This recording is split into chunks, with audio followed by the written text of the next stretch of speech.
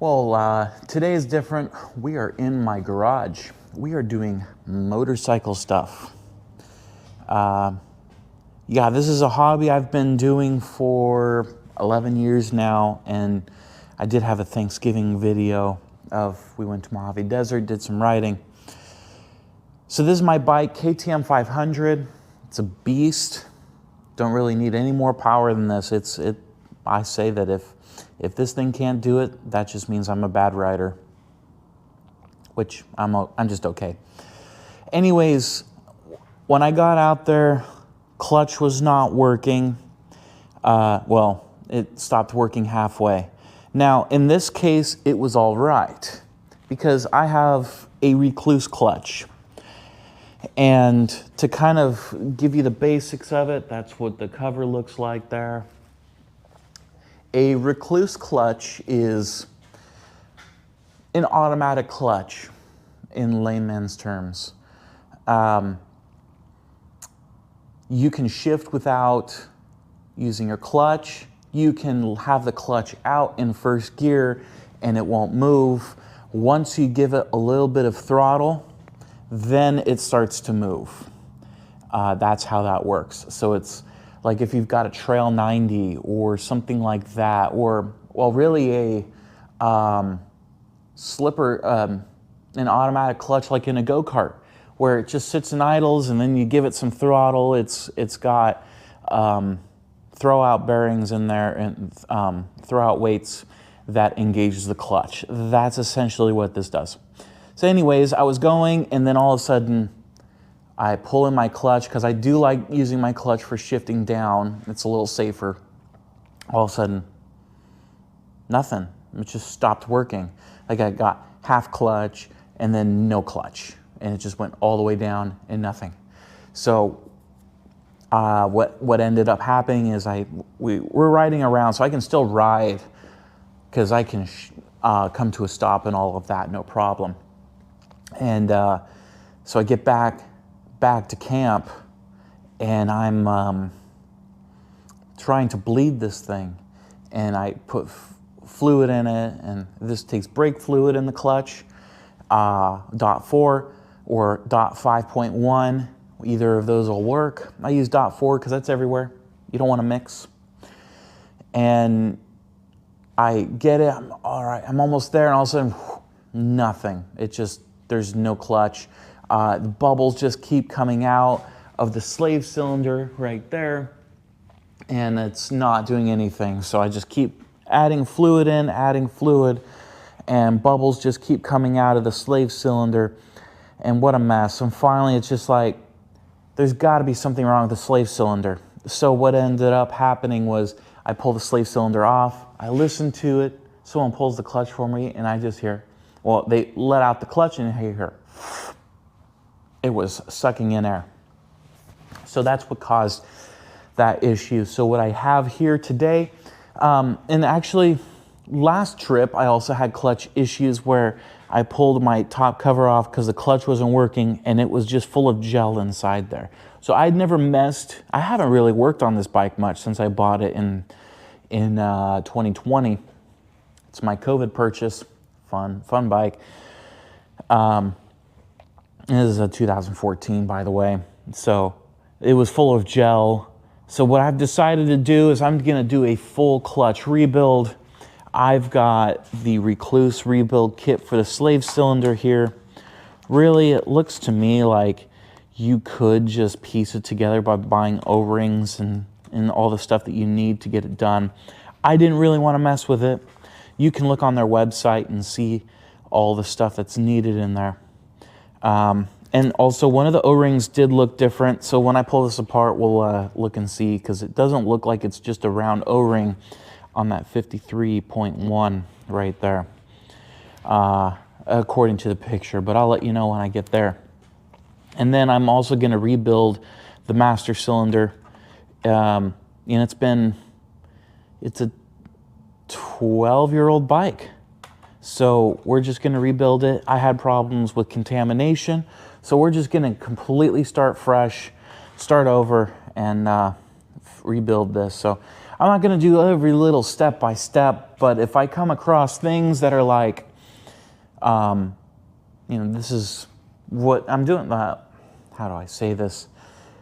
Little things that I'm seeing in there. Well, I'm going to put that in here. But also, if you're getting bubbles out of your slave cylinder, and it just, I put like 2 ounces through this thing, and it just was not bleeding. Something's wrong. I've bled this plenty of times flushing it, and it was fine.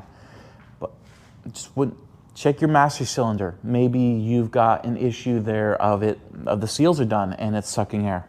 So let's get into it. I made it a whole 3 minutes until I need special tools. So there's some snap rings in here that I got to get out. So I'm going to go to the shop and grab some of those. I think that should be everything I need.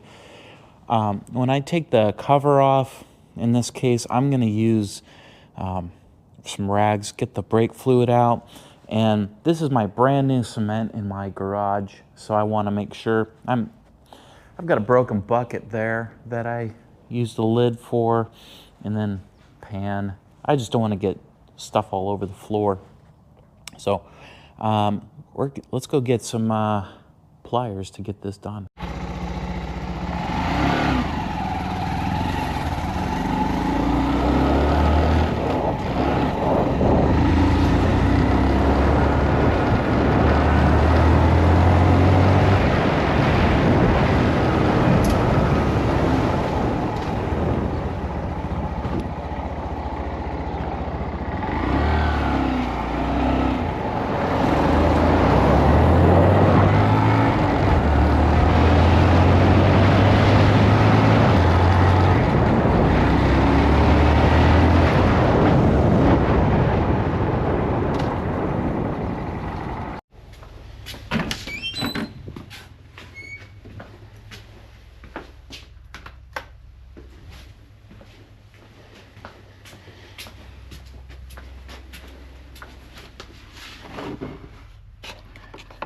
I think that'll do it. Just to be safe, we'll grab 2 sizes, make sure I've got what I need.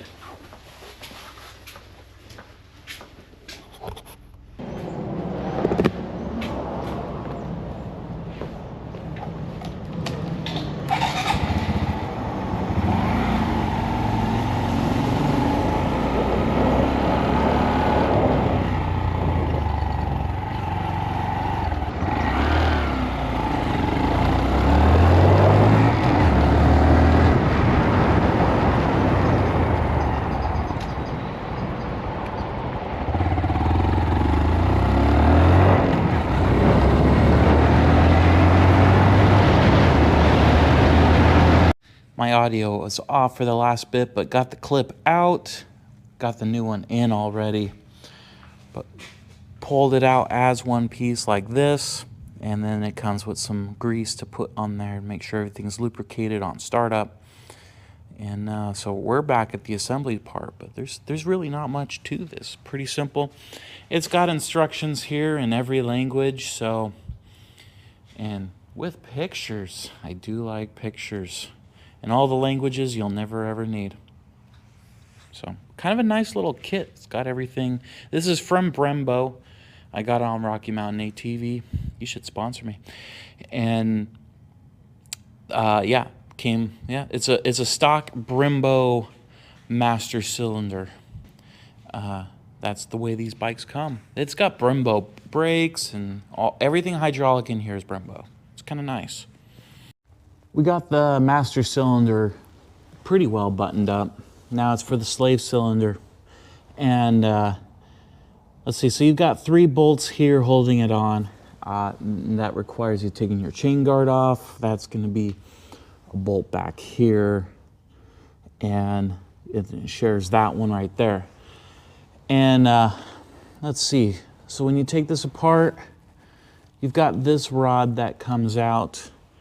And this is for adjusting the preset. So this screw right here, if this is what adjusts the clutch, meaning If you have it in all the way, I think, or vice versa, I'm not sure. If you have it in all the way, the bike will move when you're just sitting there with no throttle, because it'll start to engage the clutch. So then you screw this out until it doesn't move, and then you're gonna have your perfect adjustment there.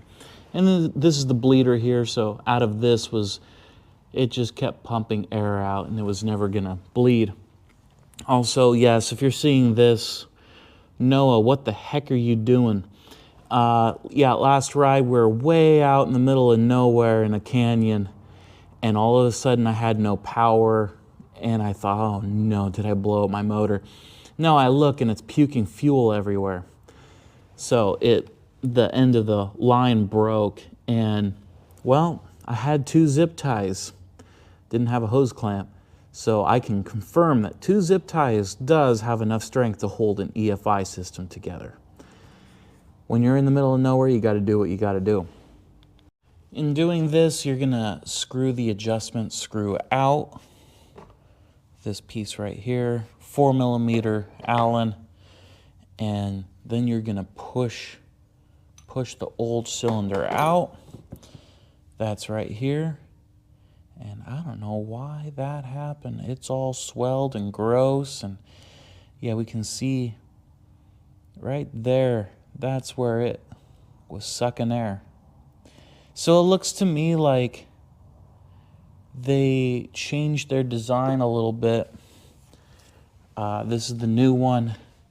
It's got 2 seals. So they changed that a little bit.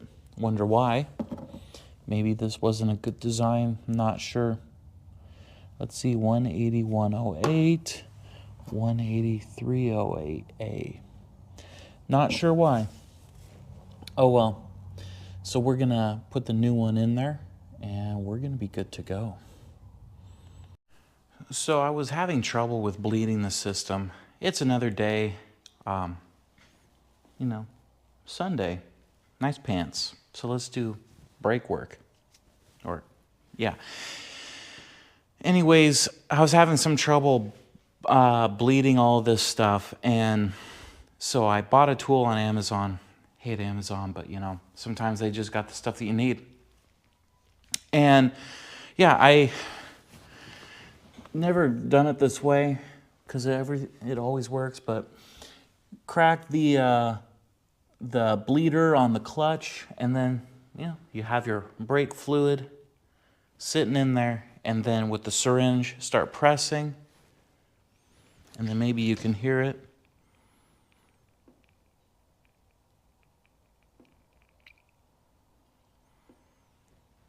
And then there the fluid starts to come out, and then go a little bit, and then close it up with your tool, and then that'll kind of give you a good bench bleed, a good place to start. And yeah, that takes 2 hands to do it right. So I'm gonna set down the camera and get that done. Brake lever is on, and as I play with it, I see a couple bubbles come on up, but not very much. And that lever feels pretty good. There's just a few coming up, so we're gonna play with it a little bit more. And that's pretty much it. So I don't want to start it up and run it right now. It's nighttime. I'm in the country, so neighbors isn't really an issue, but it's nighttime and I don't want to mess with this. So I'm gonna finish this up another time. But yeah, that's looking pretty good. Feels fantastic. And also, yes, I put brake fluid in it. I know older KTMs use a mineral oil that you put into your clutch system because it goes into the engine case.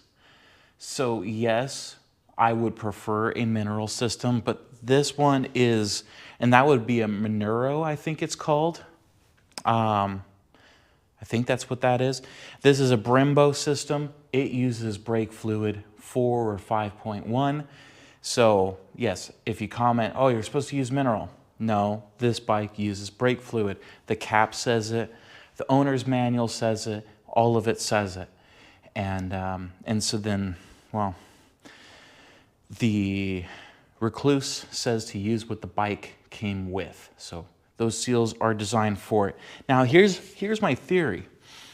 A while ago, my clutch system, the fluid in there was really gross, and it turned into like a paste. It just looked rotten. And then the seal had expanded. And then also when I take off those seals, those O-rings didn't look too happy either on the slave cylinder. That's making me think possibly the previous owner used mineral oil in there instead of brake fluid. That could cause a problem.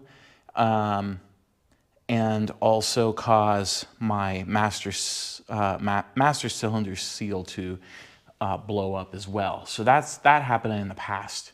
So now we're good.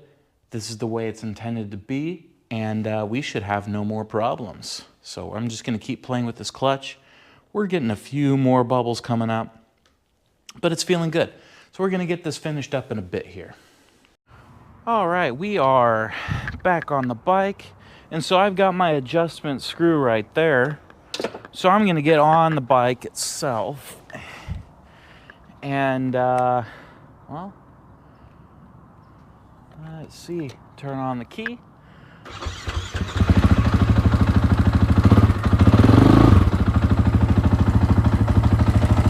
And then it doesn't go anywhere.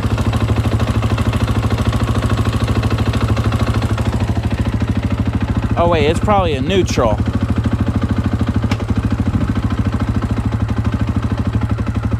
So it's going somewhere when I let out the clutch. So then that means I'm gonna let it out a bit counterclockwise. Still let's go. And then counterclockwise a bit more.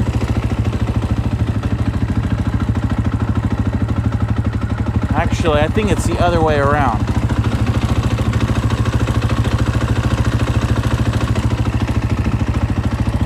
Sorry, this is all trial and error.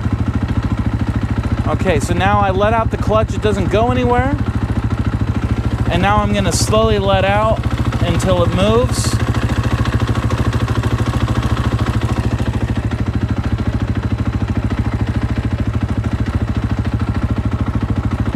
So yeah, you're just gonna go back and forth on that little screw right there until it gets to doing what you want it to do. So you just want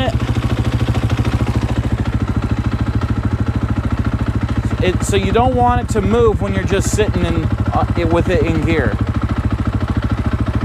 So somewhere around there. Yeah, see there it creeps forward. So I'm gonna tighten it in just a touch. So that way, see right now I let out, pushing the clutch. Okay, so I'm gonna screw in just a bit more because it's lurching a little bit. A little bit more.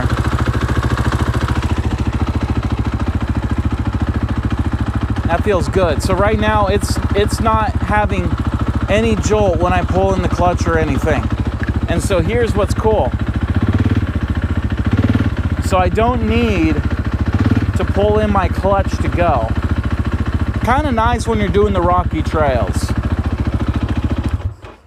So that's adjusted to my liking, and yeah, there was a little repair there for you guys, and I hope that was helpful. You know, KTM, Recluse, a couple little things. Hopefully that strikes a fix for you if you've got questions on how that repair is done. So yeah, there you go. And yeah, not my normal stuff. Bike motorcycles, they're fun. It's a hobby of mine. And yeah, thanks for watching this one, and I'll see you on the next.